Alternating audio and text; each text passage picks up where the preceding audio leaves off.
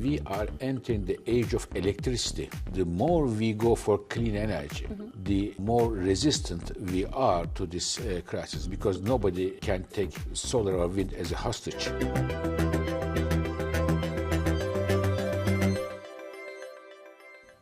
Welcome to The Big Question, the series from Euronews where we speak to some of the biggest names in business. I'm Hannah Brown, and today I'm joined by Dr. Fatih Birol, the Executive Director of the International Energy Agency. So thank you for joining us again. You released the World Energy Outlook 2024 in October. So can you tell me what has changed in the past year? What progress has been made? So at the World Energy Outlook, we see at least two major trends, which is important for Europeans, but for the entire world. One of them is when it comes to oil and natural gas, which are key for our economies, for our industries. In the next years to come, we expect that the prices will see a downward pressure, which is good news for the economy.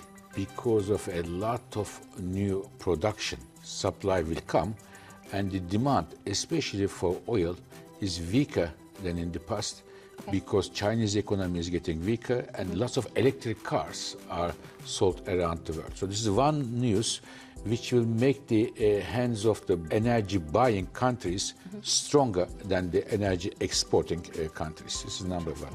The second one is that there was an industrial revolution centuries ago, and with this we had the age of coal, followed by age of oil. We use a lot of oil. We still use oil. We will use more. But we see that we are entering the age of electricity.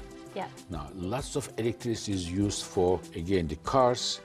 In the developing world, more and more air conditioners are sold. They are a major source of electrification, and the AI chips demand a lot of electricity. So we are moving the age of electricity. And the good news is, most of this electricity is going to come from clean energy. Solar, wind, hydropower, geothermal, and nuclear power.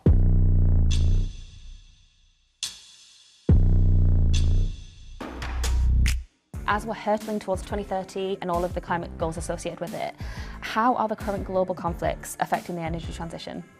In fact, climate change is a global problem.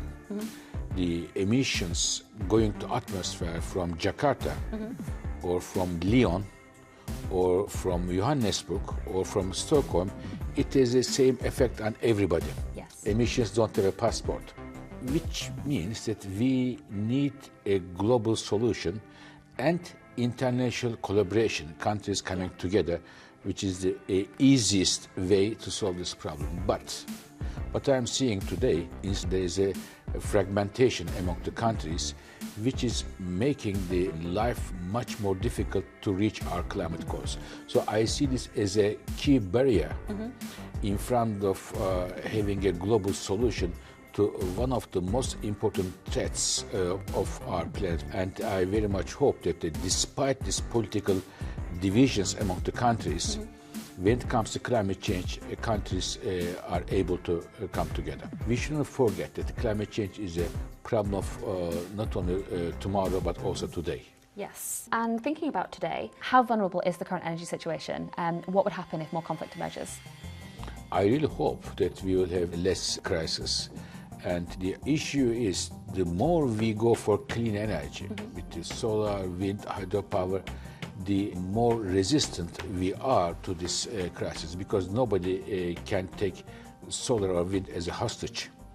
You can do oil and gas, but not solar and wind and the others. So in fact, the more this energy security threats as a result of the political tensions here and there, we see the stronger the push for clean energies, not only for climate change reasons, but for energy security reasons. So this is an interesting dilemma.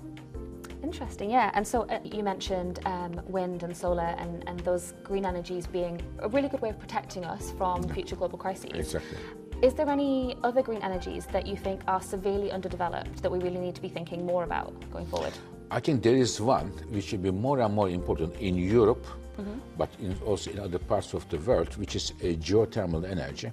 And this can help us to generate electricity without interruption. It is not going to be bound by the availability of like solar and wind with the nature, but it is 24/7 there. And second, it is clean energy. So we are working on to bring the cost of geothermal energy down so that it also complements solar and wind. Brilliant. Looking forward, you know, next year you'll be putting out the next World Energy Outlook. What would you like to see change before then? I really want to see that the countries, instead of having difficulty with each other politically, they come together, especially when it comes to global issues such as the climate change, and try to get some consensus how we go forward. This is the major challenge we see today, especially when it comes to support emerging and developing countries, clean energy financing there, because we see a lot of investment happening in clean energy, but a big chunk of it is happening in the advanced economies in China. Only a small portion is happening in the emerging and developing world where the bulk of the population lives today. And actually, on that topic of investment, how have we, in the past year, how have we seen kind of the investments into clean energies develop? Well, it's going well. Just to give you an example, 6 years ago, the entire investment of energy in the world was 2 trillion. Okay. 1 trillion for clean energy, 1 trillion fossil fuels. Okay. This year, the entire is 3 trillion, one still for fossil, but 2 for clean. Okay. So clean went from 1 to 2, double the clean energy investment. This is a very good news. Not high enough, but still a good increase, doubling. But the problem is most of them are in advanced economies in China. So if it's not enough, what does it need to be in order for us to achieve the goals that we have set? So what is lacking today is the financing clean energy in emerging and developing countries. 85% of this 2 trillion is in advanced economies such as Europe, United States, Canada, and the others, and China. 15% in the rest of the world, where more than 2/3 of the global population lives. So we have to find ways to support those countries. Yes, okay, brilliant. Well, thank you so much for your time today and for joining us again on The Big Question. It was a pleasure. Thank you very much. Thank you very much. Thank you. And thank you for watching. Tune in next Monday for another brand new episode of The Big Question.